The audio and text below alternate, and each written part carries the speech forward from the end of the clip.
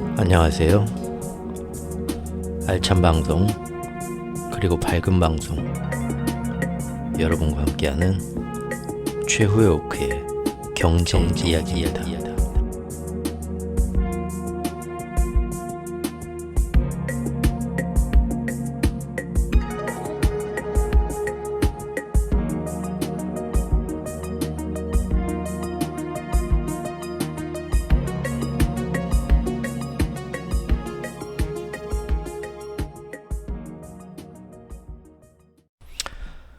주말 사이에 헤즈볼라가 이때까지와는 차원이 다른 반격에 나섰습니다. 사실상 이스라엘 팔레스타인 분쟁이 이제 주변 아라비아 반도 전체로 본격적인 확전이 시작되는 분기점입니다. 뉴스를 보시면 헤즈볼라가 복수를 시작했다. 이스라엘의 로켓포를 62발을 발사했고 이스라엘은 이에 맞서서 국지전 이후 처음으로 국경에서 40km나 떨어져 있는 레바논 남부까지 공습해서 부상자가 발생했다. 예전에 우크라이나 전쟁이 그 크림반도를 공습하면서 전면전 확전으로 이어졌던 그 당시 상황을 보는 것 같죠? 2차 대전 이후에 팔레스타인 영토에 들어왔던 유대인들이 애초에 사이좋게 살기로 한 약속을 깨고요. 원래 주인인 팔레스타인인들을 밀어내면서 거기에 종교적 차별까지 이루어지자 같은 역사와 문화를 공유하고 있던 주변 아라비아 반도의 이슬람 국가들의 이스라엘에 대한 공분이 쌓이게 되었습니다. 이것이 바로 지난 60년간 있었던 그 지역 분쟁의 근본 뿌리 중 하나이고요. 4번에 걸쳐 일어났던 중동 전쟁의 원인이기도 했습니다. 또 하나의 뿌리는 이슬람교 정통성을 놓고 싸우는 시아파와 스니파의 갈등이 하나 또 있죠. 어쨌든 이것이 바로 이스라엘의 팔레스타인 가자 지구에 대한 지금의 무자비한 말살 정책에 주변 이슬람국들이 가만히 있기 힘든 이유입니다.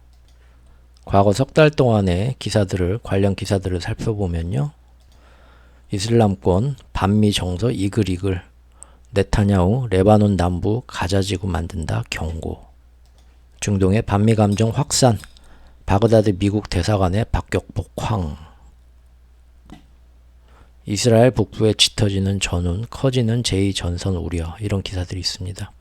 그리고 요즘 들어서 더 치명적인 무기를 사용하기 시작하는 등 암묵적인 허용 범위를 넘어서면서 지금까지 있었던 그 국경 분쟁, 맨날 이 지역에서 쿵쾅쿵쾅 하던 그거하고는 차원이 다른 아주 위험한 그런 도발들이 계속 이루어져 왔었다는 거죠.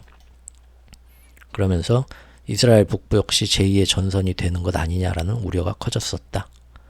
이미 그 국경 지역에 이스라엘이 배치한 병력이 10만 명입니다. 1만 명도 아니고. 그리고 국경 도시는 이미 군 야영지로 변한 가운데 탱크와 장갑차까지 이미 거기에 다 주차되어 있다. 지금까지 이스라엘은 레바논군에 대해서 30여 차례 공격을 했습니다. 동맹인 미국조차도 또 화가 났다라는 얘기입니다. 그러면서 헤즈볼라 공격에 대응해서 테러주의 군시설 공격하고 있다 말은 하는데 민간인이나 주변 민간인, 레바논에 있는 민간이나 다른 세력에 피해가 계속 발생하고 있다는 얘기였습니다. 이스라엘은 전쟁 초기부터 미국이 열심히 만류하는데도 불구하고 레바논에 있는 헤즈볼라 세력을 콕 집어가지고 깝치면은 다시는 레바논 전체를 불바다로 우리가 또 만들 수도 있다 하면서 그동안 도를 넘은 도발과 팔레스타인 자치지구에 대한 이런저런 침묵을 강요를 해왔습니다. 여기에는 또 특히 과거 중동 전쟁에서 이스라엘한테 대차게 패배한 경험이 있는 레바논 지역의 그런 트라우마와 자존심을 건드는 압도적인 무력 행사까지 곁들여져 왔었습니다.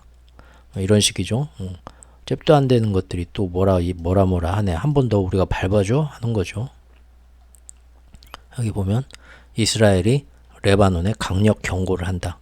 너희들의 수도인 베이루트도 가자처럼 우리가 쑥대밭을 만들 수 있으니까 입 닥치고 있으라 하는 거죠.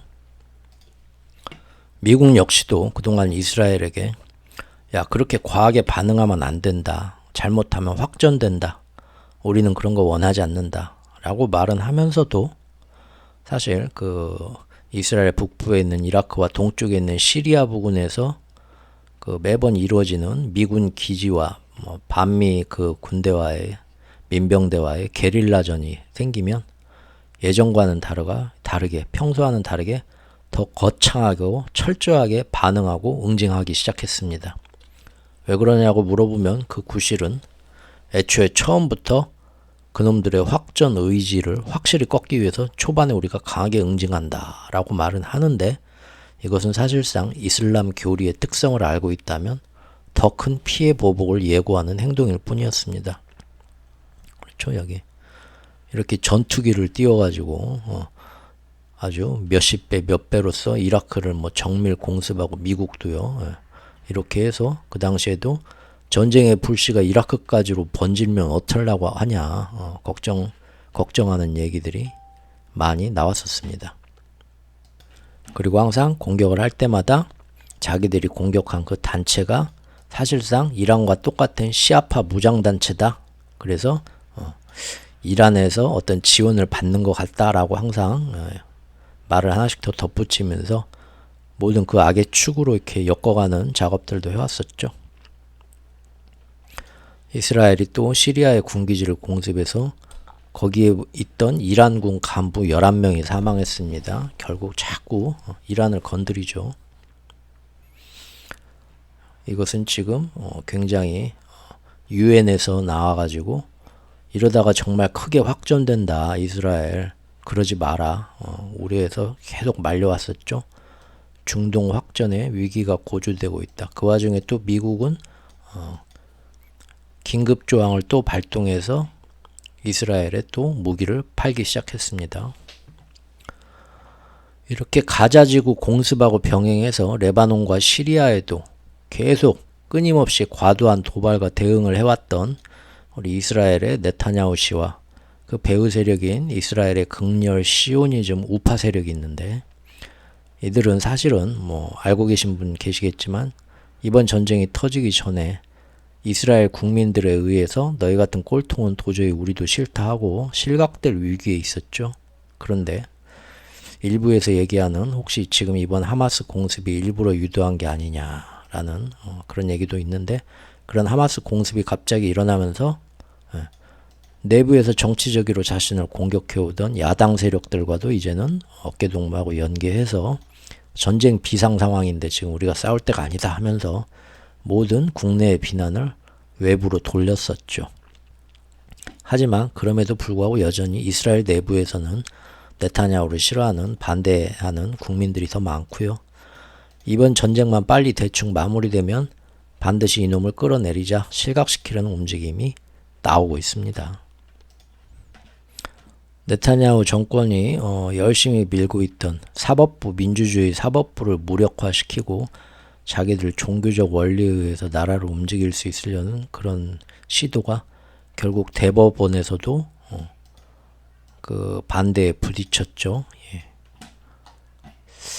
그러나 이런 전쟁이 주변국으로 만약에 앞으로 더 확전되고 바로 지난 우크라이나 전쟁처럼 한없이 길어지게 된다면, 그렇죠? 예, 지금 뭐 가자지구, 이거 거의 지금 가자지구 안에 있는 하마스가 뭐 힘이 얼마나 됩니까? 그 양철통, 도라무통 오려가지고 로켓포 만드는 애들인데, 그렇죠? 예. 이스라엘의 어떤 국방력은 세계 최고 수준이고요. 이거 얼마든지 뭐 금방 지금 국제사회에서 뭐 어떤 뭐 제재도 못하는데 맘먹으면 금방 끝내는 거죠.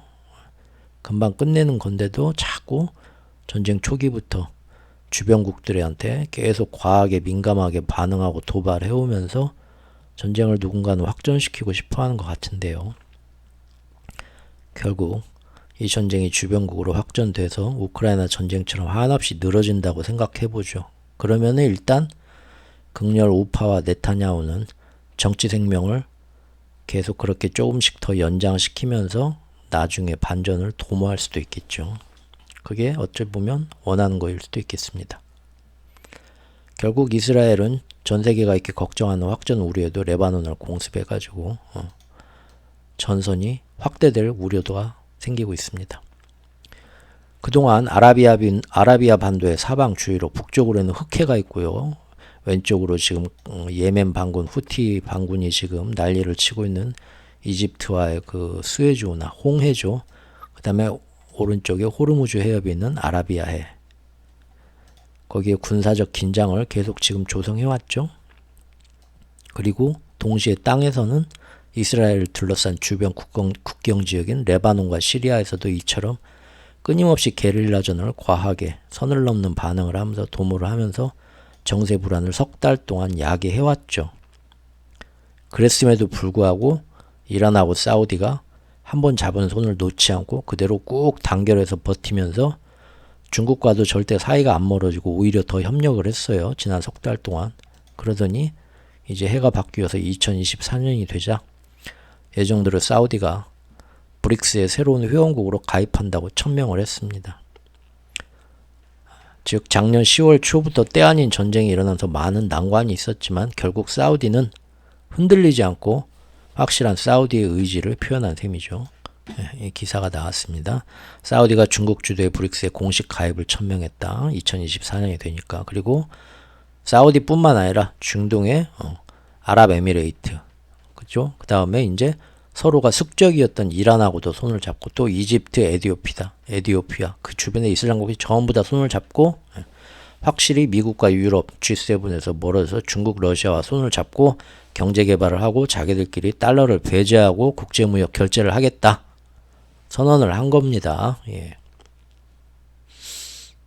6개월 참 금방 가네요. 이거 작년 8월에 영상으로 뭐 굉장히 심도 있게 다뤘었는데. 그러고 나서 딱 여기에 맞춰서 지금 이번 주에 새해에 일이 터진 겁니다.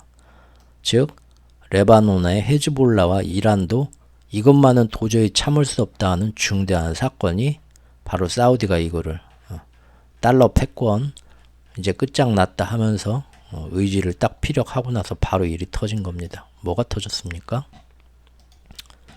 팔레스타인 무장정파 하마스의 정치국 2인자 전체 서열 3위라고 하네요. 대단한 사람이죠. 이렇게 알려진 이 남자가 레바논에서 이스라엘의 드론 공격을 받아 숨졌습니다. 하마스를 지원해온 레바논의 무장정파 헤즈볼라와 이란이 이에 대해 강하게 반발하면서 보복을 암시하고 있다 지금. 이날 공격은 2006년 레바논 전쟁 이후 이스라엘이 여기에 이 나라에 가한 최대의 공격이자 이번 가자 전쟁이 시작된 후 베냐민 네타냐후 정권이 팔레스타인 땅이 아닌 그 밖에 다른 나라에서 하마스 지도자를 과감히 살해한 첫 사례이다.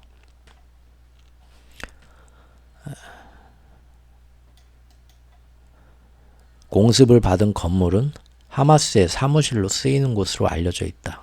호텔은 아니었네요. 사무실이었네요.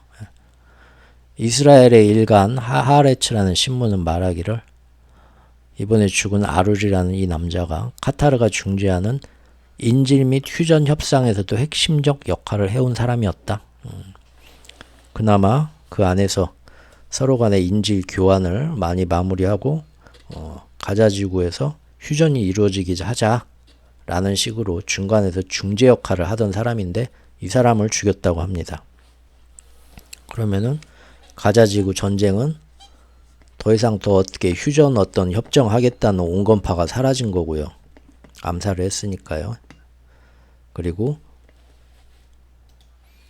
그 안에서 인질을 협상을 통해서 빼올 확률도 낮아지니까 인질이 그 안에서 죽을 확률도 높아지고 그러면 더 분노하고 공분하는 사람들이 생길 거고 이 전쟁은 더 극으로 치달을 수 있겠죠. 영국 BBC도 말하기를 이번에 죽은 그 남자가 하마스 정치 부분 최고 지도자이자 이스마일 하냐의 측근인데 이 사람은 레바논에서 하마스와 헤즈볼라를 연결하는 일을 맡아왔다고 합니다. 미국의 CNN이 평가하기를 이스라엘의 이번 공습으로 가자 전쟁은 결국 친이란 성향의 주변국으로 번지게 됐다고 평가를 했습니다.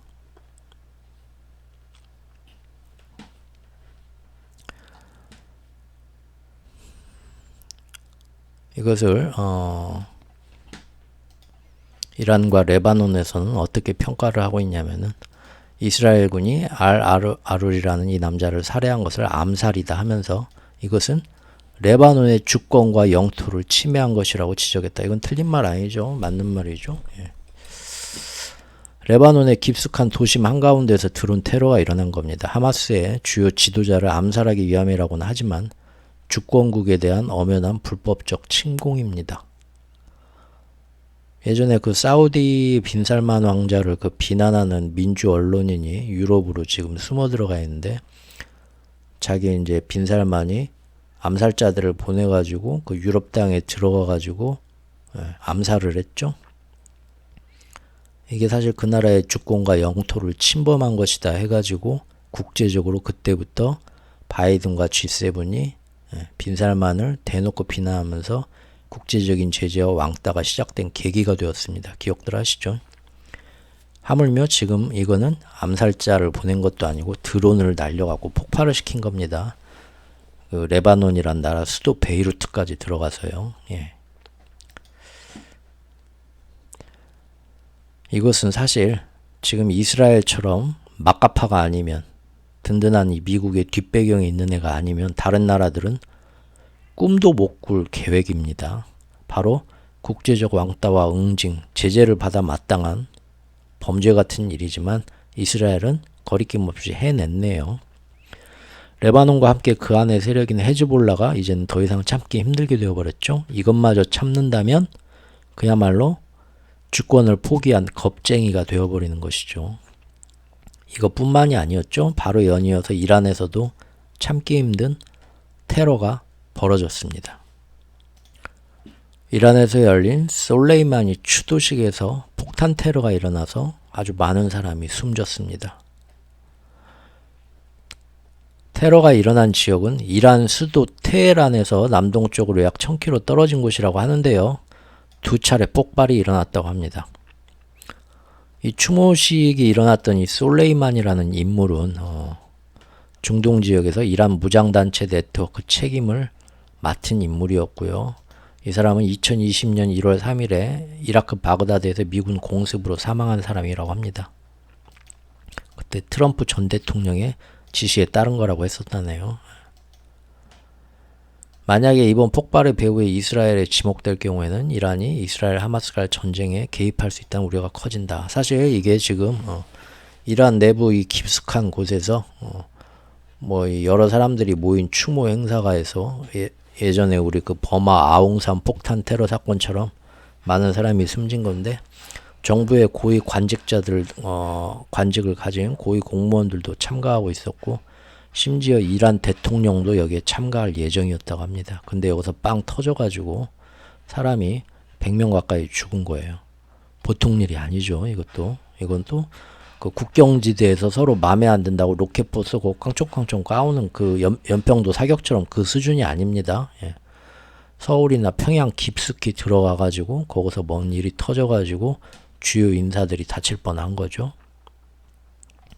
추모 행사장에서, 그것도 고위 관직과 이란 대통령까지 참가 예정이었던 국가 규모의 추모 행사장에서 폭탄이 터져갖고 민간인들 100명이라는 데도 있고 200명이라는 데도 있고요. 좀 기사들이 다르더라고요. 이렇게 사망한 사건입니다. 예전 버마 아웅산 폭탄 테러처럼요. 이거는 뭐 앞서 있었던 베이루트 사건처럼 전쟁 중인 하마스의 수장을 암살한다는 그런 명분도 없습니다. 그냥 다 민간인들 모여서 추모 행사하는 데서 터진 거예요. 정말로 만에 하나 이 뒷배경에 이스라엘과 미국이 개입한 정황이 나타난다면 그 책임과 비난의 파장은 굉장히 크겠죠. 소식통에 따르면 이스라엘은 동맹국들에게 이번 폭탄 테러와 자기들은 연관이 없다고 밝혔습니다. 일부 전문가는 만약에 이란이 이 전쟁에 개입하게 될 경우 지금 홍해 항로가 위협받는 것과는 비교하기 어려운 물류 차질이 불거질 수 있다 라고 했습니다. 왜냐하면 호르무즈 해협, 이란이 맡게 될 그곳의 하루 석유 운송 규모는 지금 후티 반군 위협으로 차질을 빚는 홍해의 운반량보다 하루에 5배 규모가 이루어지고 있는 중요한 운송 통로라고 합니다. 그리고 바로 그 다음날 범인은 엉뚱한 데서 나옵니다. 이슬람 국가 IS가 바로 이 테러가 자신들의 소행이라고 밝힌 겁니다. 헤즈볼라가 이란 시아파의 극렬 무장 단체라고 한다면 이슬람 국가 IS는 사우디가 맹주로 있는 수니파에 속한 극렬 무장 단체입니다. 그런데 워낙 얘네들이 극렬 원리주의 꼴통이라서 이란과 사우디 모두에게서도 외면받고 지금 국제적인 왕따가 된 지 오래됐지만 원래 얘네가 종파와 원리주의적 교리에 목숨을 거는 놈들이라서 지금 하마스한테도 뭐라고 하고 있냐면 얘네가 야 지금 니네가 헤즈볼라와 이란의 지원을 혹시 받고 있냐? 걔네들은 저기 우리 같은 순위파가 아니라 시아파잖아. 어디 그런 데가 주는 걸 받아. 절대 받지 말어. 이렇게 얘기도 하고 있고요. 또 이번에 브릭스 체제 안에서 화해의 악수를 한 이란과 사우디의 행보에도 은근히 지금 배알이 꼴려 있을 건 확실합니다. 그러죠. 예. 평소 종파와 교리가 다른 이란의 시아파와는 IS가 대척점에 서 있기는 했지만 그런다 해도 최근 들어서 뭐 이란하고 이슬람 국가 IS가 서로 뭐 티격태격 적대적 상황은 별반 없었기에 이번 이란에 대한 대규모 테러는 상당히 좀 뜬금없는 게 사실입니다. 왜 갑자기? 현재 이란은 사우디와 자신들이 사이좋게 브릭스 체제 안에서 협력하는 것을 싫어하는 누군가가 틀림없이 다시 또 우리 이란과 사우디 사이를 갈라놓으려고 즉 수니파와 시아파의 해묵은 갈등을 노려서 분쟁을 조장하려고 사실은 아무 이유 없이 조용히 있던 이슬람 국가 IS 세력을 옆구리 콕콕 찌르면서 도발한 게 아니냐라고 강하게 의심의 눈길을 보내고 있다고 합니다. 이거죠. 혁명수비대 총사령관이 말하기를 IS가 갑자기 우리한테 이러는 게 너무 개연성이 부족하다. 아마 미국과 그리고 이스라엘과 연계되어 있는 것 같다라고 주장하면서 끝까지 사건 진상을 밝혀서 보복하겠다고 강조했다고 합니다. 즉, 이 사람들도 얘네들도 그거죠. 우리가 사우디하고 손잡고 브릭스안에서 경제개발하면서 미국의 달러 패권에 도전하는 꼴을 못 보고 우리 사이를 이간질시키고 싶어하는 놈들이 있는 것 같은데 내가 볼 때 IS가 그렇게 똑똑한 놈은 아닌 것 같고 뒤에서 누가 미국하고 이스라엘인 것 같다라고 얘기를 하는 거죠. 레바논 정부 역시도 지난 2일 수도 베이루트에 있었던 드론 공습에 대해서 이스라엘이 배우다 이거 국제법 어긴 거고 난리가 이거는 아니다 해가지고 유엔 안보리에 지금 회부한 상태입니다. 시아파와 수니파의 분쟁으로 계속해서 자신들의 원리주의 교리가 세계에 실현되기를 바라는 이런 이슬람 국가 IS로서는 사우디와 이란이 사이 좋아지는 걸 싫어해서 다시 분쟁의 불씨를 일으키고 그걸로 인해서 자신들도 주목받고 싶어하는 마음이야 있을 수 있을 겁니다. 하지만 그렇다 치더라도 이미 이 지역에서는 이스라엘과 팔레스타인 정파들 사이에 불이 붙었고요. 이것이 전 이슬람 문화권이 다 뭉쳐가지고 반미, 반이스라엘 감정으로 똘똘 뭉치고 있는데 그런 와중에 갑자기 이슬람 국가 혼자서만 그거하고 상관없이 칼을 겨누려면 이스라엘에 겨눠야 되는데 이슬람 내부의 수니파 시아파 갈등에 초점을 맞춰가지고 이 시점에서 이런 일을 벌린다? 상당히 뜬금없긴 합니다. 그리고 이게 또 끝이 아니었죠. 아주 지금 다이나믹합니다. 연이어 쉴 틈도 없이 미국은 바로 이어서 IS가 지금 그 머물고 있는 땅이 그 지역에서 이라크와 시리아의 그 중간에 걸친 거기에서 지금 세력권인데요. 그 중에 한 나라인 즉 IS의 세력권인 이라크 지역에서 이란의 주요 인사를 또 처치합니다. 확전을 꺼린다고 했던 미국이 이라크에서 친이란 민병대 수장을 제거한다. 제거할 수도 있죠. 그런데 문제는 뭐냐? 아까 처음 사건 즉 레바논의 주권을 무시하고 베이루트까지 들어가서 드론을 날렸던 것처럼 이라크의 주권 국가에다가 또 자기들 이란 민병대 수장을 제거하겠다고 하면서 이라크 주권을 무시하고 마음대로 들어가서 미국이 작전을 해서 거기에서 작전을 벌린 겁니다. 여기에 대해서는 이런 평가들이 나오고 있습니다. 미국이 갈수록 꼬여가는 중동 정세에 자꾸만 더 깊이 발을 담그고 있다. 확정 가능성을 경계해왔으면서도 동시에 이 지역에서 다시 예전처럼 끊임없는 분쟁이 일어나고 거기에 미국이 관련돼서 개입하는 그런 영향력 확대 행보에 나섰다는 관측이 나오고 있습니다. 지금. 즉 이것은 사우디와 이란이 붙을 리가 없으니까 IS하고 이란이 붙기를 바라기도 하는 것 같죠. 이 행동들을 보면. 지금 이렇게 이것도 미국이 이제 이라크 안에 가서 이런 작전을 벌린 것도 이건 역시 자신들이 지금 적으로 보는 게릴라 수장을 제거한다는 목적은 있지만 엄연히 주권 국가인 이라크 입장에서는 그야말로 국제법을 무시한 영토 침범이자 주권 침해인 겁니다. 예. 그 나라에 그냥 아무런 양해도 없이 군대들이 들어와서 작전 수행하고 쑥대밥 만들어 놓고 나간다는 거죠.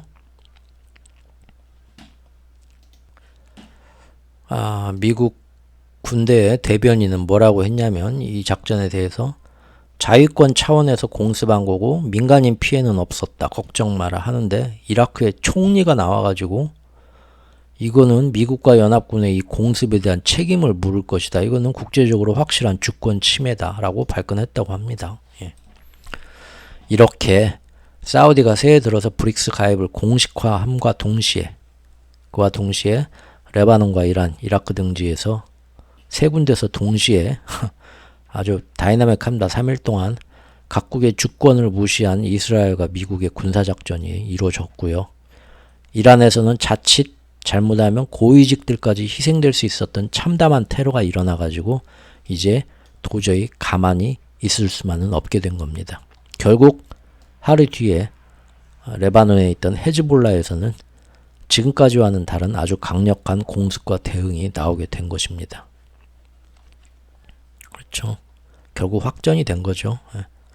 그동안은 작년까지만 해도 어느 정도 선을 넘지 않으려들 다 같이 조심하는 분위기가 그나마 좀 있었지만 이제 2024년이 되고 사우디가 브릭스에 정식 가입하면서 여전히 이란과 손잡고 중국, 러시아 등과 경제 협력을 하면서 달러 패권에 대한 도전 의지가 아직도 강력함을 시사하자마자 때마침 주변 이슬람 국가들이 참기 힘든 이런 주권 침해적인 도발과 테러가 일어나게 됐고요.